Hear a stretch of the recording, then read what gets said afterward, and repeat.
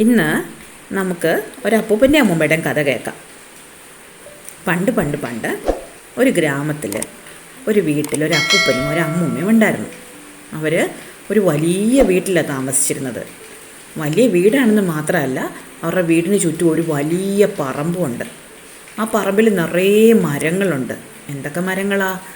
ചാമ്പ, പേര, മാവ്, സപ്പോട്ട, അങ്ങനെ ഒരുപാട് പഴങ്ങളുണ്ടാകുന്ന മരങ്ങൾ. ആ മരങ്ങളിലൊക്കെ നിറയെ കായകളുണ്ടാവും.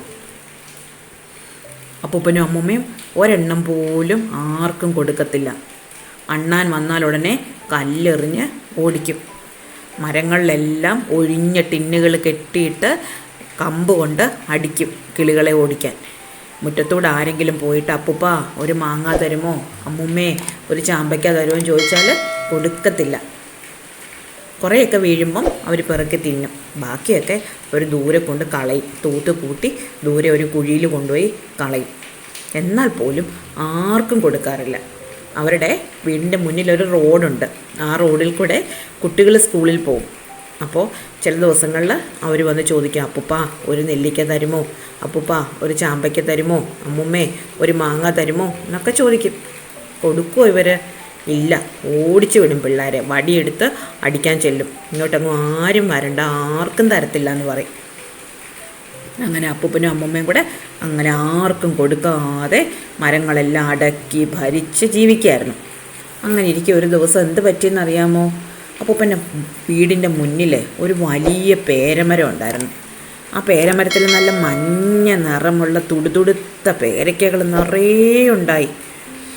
എന്നിട്ട് അപ്പൂപ്പനുണ്ടല്ലോ എല്ലാ ദിവസവും പേരയ്ക്ക എണ്ണി നോക്കും, എല്ലാം അവിടെ തന്നെ ഉണ്ടോയെന്ന് അറിയാൻ വേണ്ടി. പേരയ്ക്ക കുറയുവാണെങ്കിൽ അത് താഴെ നോക്കും, താഴെ വീണ് കിടപ്പുണ്ടോ എന്ന് നോക്കും. താഴെ വീണ് കിടപ്പുണ്ടെങ്കിലേ അപ്പൂപ്പന് സമാധാനമുള്ളൂ, അല്ലെങ്കിൽ എവിടെ പോയി എന്ന് അപ്പൂപ്പന് വിഷമമാവും. ഒരു ദിവസം അപ്പൂപ്പൻ രാവിലെ എഴുന്നേറ്റ് നോക്കിയപ്പോൾ പേരമരത്തിൽ കുറേ പേരയ്ക്കകൾ കുറവുണ്ട്. താഴെ ഒന്നും കിടപ്പുമില്ല. അപ്പോൾ അതെവിടെ പോയി? ഒന്നുകിൽ മേലെ കാണണം, അല്ലെങ്കിൽ കൊഴിഞ്ഞു വീണ് താഴെ കാണണം. ഇതെങ്ങും കാണുന്നില്ല. അപ്പോൾ വിചാരിച്ചത് എവിടെ പോയി, ആര് പറിച്ചുകൊണ്ട് പോയി? അപ്പോൾ അമ്മൂമ്മയെ വിളിച്ച് ചോദിച്ചു, എടി ഈ പേരമരത്തിലെ കുറച്ച് പേരക്കകൾ കാണുന്നില്ലല്ലോ, നീ പറിച്ചായിരുന്നോ? അമ്മൂമ്മ പറഞ്ഞു, ഞാൻ പറിച്ചില്ല, അതെവിടെ പോയി? രണ്ടുപേരും അവിടെയൊക്കെ ചുറ്റി നടന്ന് നോക്കി, കണ്ടില്ല. അപ്പോൾ അപ്പൂപ്പൻ പറഞ്ഞു, ഇത് അങ്ങനെ വിട്ടാൽ പറ്റത്തില്ലല്ലോ, നമുക്കൊന്ന് കണ്ടുപിടിക്കണം, ഇത് ആരാ നമ്മുടെ പേരയ്ക്ക കൊണ്ടുപോയത്. അടുത്ത ദിവസവും നോക്കിയപ്പോൾ 2-3 പേരയ്ക്കകൾ കണ്ടില്ല. ഷെടാ, ഇതെന്ത് ചെയ്യും?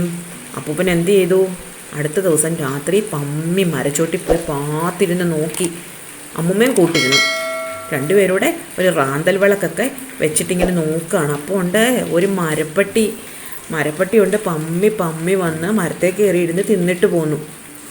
അപ്പൂപ്പൻ പറഞ്ഞു, ഇവനെ അങ്ങനെ വിട്ടാൽ പറ്റത്തില്ലല്ലോ, നാളെ നമുക്കൊരു വേല ചെയ്യാം, ഇവനെ മേലാൽ ഈ പറമ്പിൽ കയറ്റരുത് എന്ന് പറഞ്ഞു. അടുത്ത ദിവസം അപ്പൂപ്പൻ എന്ത് ചെയ്യുന്നറിയാമോ? സന്ധ്യ ആയപ്പോൾ അമ്മൂമ്മയോട് പറഞ്ഞു, ഇന്ന് രാത്രിയിൽ നീ ഒരു കറുത്ത പുതപ്പെടുത്ത് എനിക്ക് തരണം, നമുക്കൊരു വിത്ത് ചെയ്യാമെന്ന് പറഞ്ഞു. രാത്രിയായി, നല്ല ഇരുട്ട് വീണ് കഴിഞ്ഞപ്പം അമ്മൂമ്മ ഒരു കറുത്ത പുതപ്പെടുത്ത് അപ്പൂപ്പന് കൊടുത്തു.